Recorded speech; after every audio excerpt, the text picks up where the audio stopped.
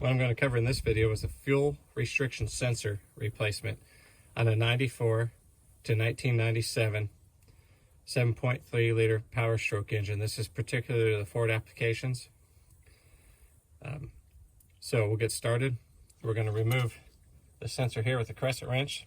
I don't have the wrench large enough, it's over 1 inch.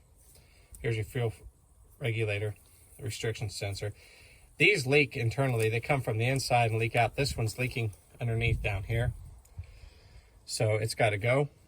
What I'm going to replace it with today is another one that I pulled out of my parts bin.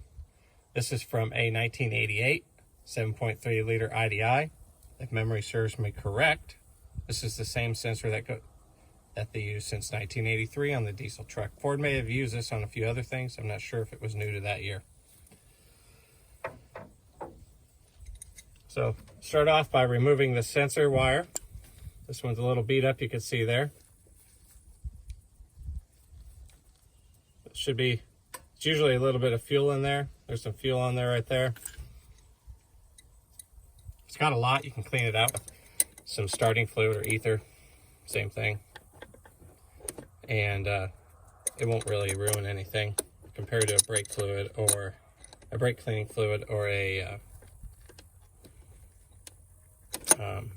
carb cleaner. Those are pretty harsh. So I'm just going to use this crescent wrench, bring it around.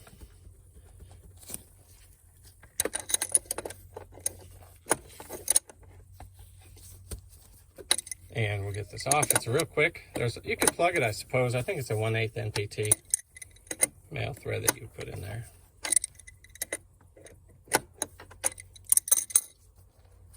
There we go. Sometimes a little fuel comes out, sometimes none. I'm going to guess none.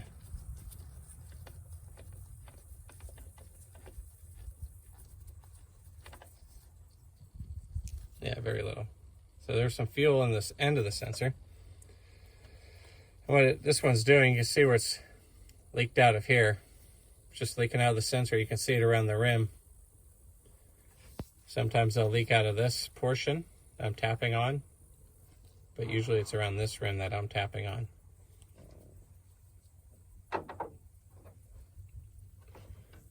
This is the one from the 1988 IDI, same sensor. Just put it in. This is September of 2020. If you're watching this in the future, currently the price on these for a MOTORCRAFT model is about $45. Average price. There are some cheap ones out there that are less. I do not know how well they work. If you have used those Chinese ones, say off of eBay or Amazon, that are about 15 bucks, let me know, see how well they hold up. I particularly like to try to keep with the OEM sensors.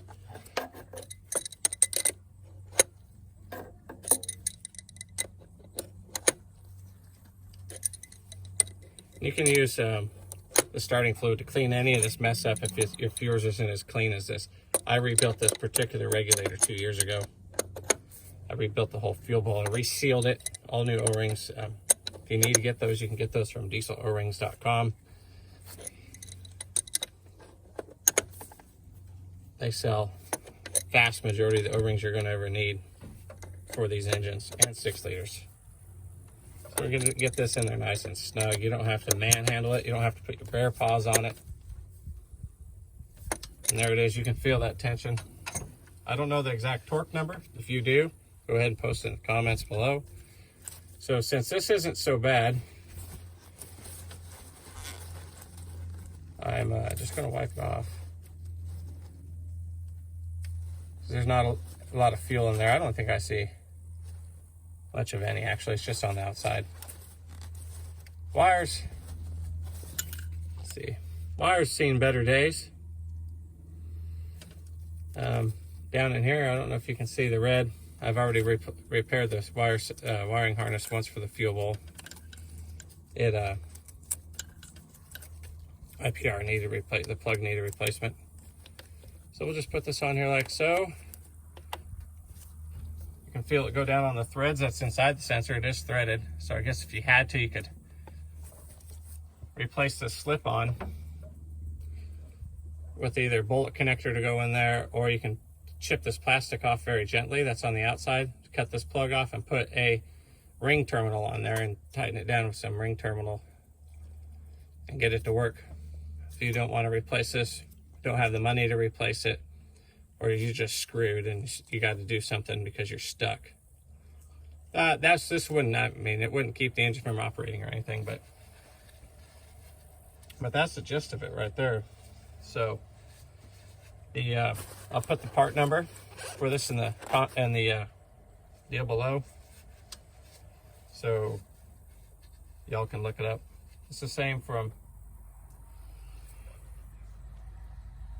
the facet part's a little slight. Yeah, it's the same. That's the same. I thought it was different, but there it is. It looks like it could have been gathering stuff for a while. Some shmoo all over the place there. But it's a quick, simple fix, and keep you from having that diesel smell going down the road. I'll have to clean all this up a little bit later. The engine's getting a little dirty, but there was a spot here that shows up in the video. It's going to need to be repaired. We'll cover that in another video. You know, with the age of these vehicles, all this kind of stuff happens. But they're durable and still on the road. So thanks for watching, and stay tuned for more.